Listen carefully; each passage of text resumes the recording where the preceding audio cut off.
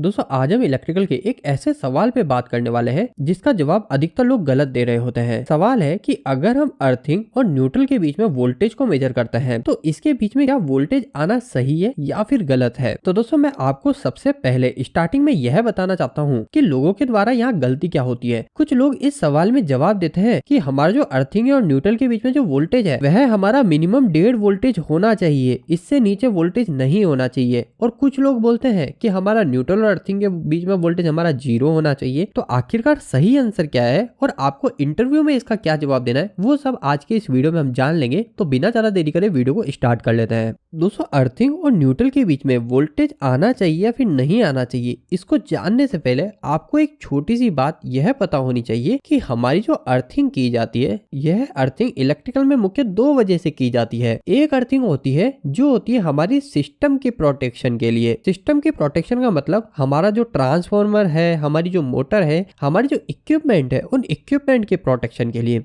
और दूसरी टाइप की जो अर्थिंग की जाती है जो आप आपके घरों में भी देख रहे होते हैं वो अर्थिंग की जाती है दोस्तों हमारे ह्यूमन को इलेक्ट्रिकल शॉक से प्रोटेक्शन देने के लिए। तो दोस्तों अब ये जो दोनों टाइप की अर्थिंग होती है इन दोनों टाइप की अर्थिंग में जो जवाब है वो दोनों में अलग अलग होता है। हम सबसे पहले बात करते हैं कि आखिरकार सिस्टम प्रोटेक्शन की अर्थिंग किस जगह की जाती है। तो अगर आप इलेक्ट्रिकल बैकग्राउंड से है तो आप में से अधिकतर लोग पहले से जानते होंगे कि हमारा जो घरों में न्यूट्रल आता है वह न्यूट्रल हमें कोई सब स्टेशन से नहीं मिल रहा होता। मतलब हमारा जो पावर प्लांट होता है उस पावर प्लांट में कोई न्यूट्रल नहीं बन रहा होता। न्यूट्रल जो प्रोड्यूस होता है वह न्यूट्रल हमारे घरों के पास में जो ट्रांसफार्मर लगे रहते हैं। या फिर अगर हम इंडस्ट्री की बात करें तो इंडस्ट्री के अंदर भी जो न्यूट्रल आता है वो न्यूट्रल इंडस्ट्री के अंदर लगे ट्रांसफार्मर से ही आता है। अब ट्रांसफार्मर में न्यूट्रल कहां से आता है तो कई लोगों को पहले से ही पता होगा कि ट्रांसफार्मर के अंदर हमारे जो तीनों फेस होते हैं, एक होता है रेड फेस, एक होता है येलो और एक होता है हमारा ब्लू फेस। तो यह जो तीनों फेस होते हैं इन तीनों फेस की एक एक वाइंडिंग होती है। एक होती है हमारी रेड फेस की वाइंडिंग, एक होती है हमारी येलो फेस की और एक होती है हमारी ब्लू फेस की वाइंडिंग। अब यह जो तीनों फेस की अलग अलग वाइंडिंग होती है इन तीनों वाइंडिंग के एक एक सिरे को आपस में शॉर्ट कर दिया जाता है। अब इन तीनों के एक एक सिरे को हमने शॉर्ट कर दिया। अब जो बीच में शॉर्ट वाला पॉइंट होता है इस पॉइंट को बोला जाता है दोस्तों स्टार पॉइंट और इस स्टार पॉइंट से ही हमें न्यूट्रल मिलता है।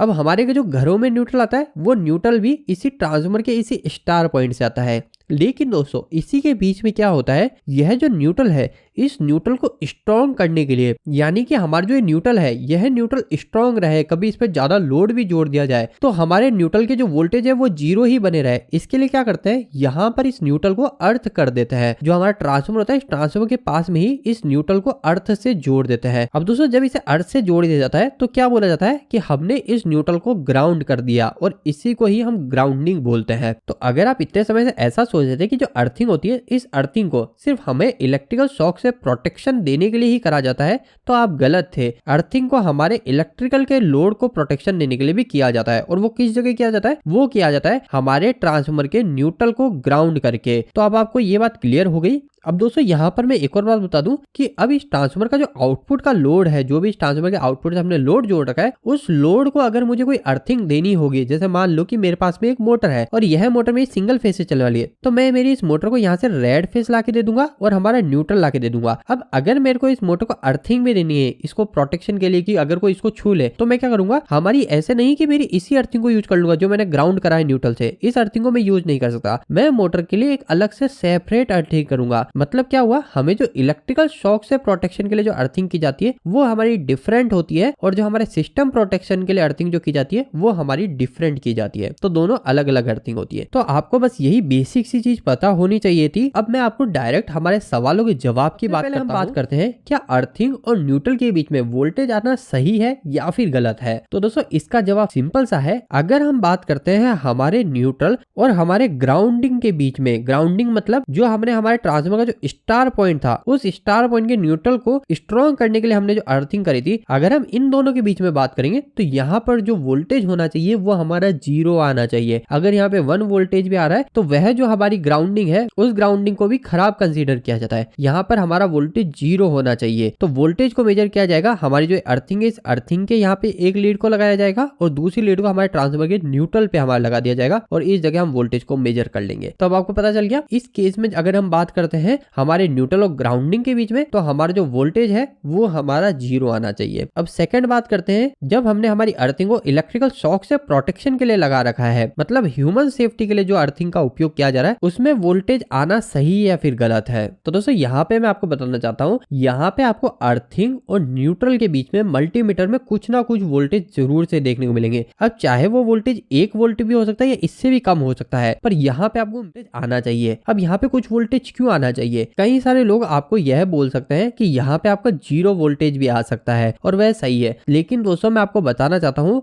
0 वोल्टेज हमारे ग्राउंडिंग की कंडीशन में हमारा माना जाता है, लेकिन जब हमारी अर्थिंग की बात आती है, न्यूट्रल और अर्थ के बीच में जब हम वोल्टेज मेजर करते हैं, तो यहाँ पे आपका मिनिमम से मिनिमम 0.1 वोल्टेज आना जरूरी है। अगर आपका वोल्टेज 0 आ रहा है तो इसका मतलब यह हो सकता है कि आपकी जो अर्थिंग है आपके इस पॉइंट पे वो जुड़ी हुई नहीं है प्रॉपर्ली, वो सही से करी हुई नहीं है। इसके अलावा दोस्तों दूसरा क्वेश्चन जो आपके मन में आ सकता है कि हमने बात तो कर ली कि हमारा मिनिमम कुछ ना कुछ वोल्टेज आना चाहिए, चाहे 0.01 ही वोल्टेज हो, लेकिन अगर हम मैक्सिमम की बात करें कि मैक्सिमम यहाँ पे कितना वोल्टेज आना चाहिए, जिसके ऊपर वोल्टेज आने पर इलेक्ट्रिकल लोड को चलाना सही नहीं रहेगा। तो दोस्तों वैसे तो जनरली 5 वोल्टेज तक भी हम कंसीडर कर लेते हैं घरों में, कई बार आप देखोगे, लेकिन जब आप इलेक्ट्रिकल के स्टैंडर्ड रूल्स की बात करोगे, जो इलेक्ट्रिकल की हमारी गाइडलाइन होती है उसके हिसाब से अगर आप बात करोगे, तो मैक्सिमम 3 वोल्टेज तक डोमेस्टिक में न्यूट्रल से अर्थ के बीच में वोल्टेज होना चाहिए। इसके ऊपर होने का मतलब आपके सिस्टम में कोई ना कोई गड़बड़ी है। इसके अलावा दोस्तों मैं आपको एक और बात बता दूं, अगर आप बात करते हो कि अगर आपके पास में 3 वोल्टेज से ज्यादा वोल्टेज आ रहे हैं, तो इस केस में क्या हो सकता है दोस्तों, यहाँ पे काफी ज्यादा प्रॉब्लम आ सकती है। आपके जो डिवाइस है वो डिवाइस खराब हो सकता है।